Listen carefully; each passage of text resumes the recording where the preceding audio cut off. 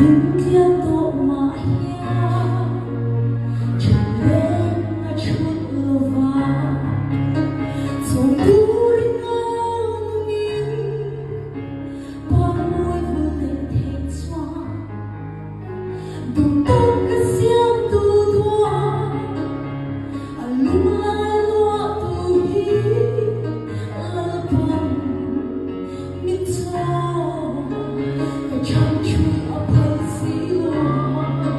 cái đứng cho vui đi là vui đó cái đi mà làm hôn khi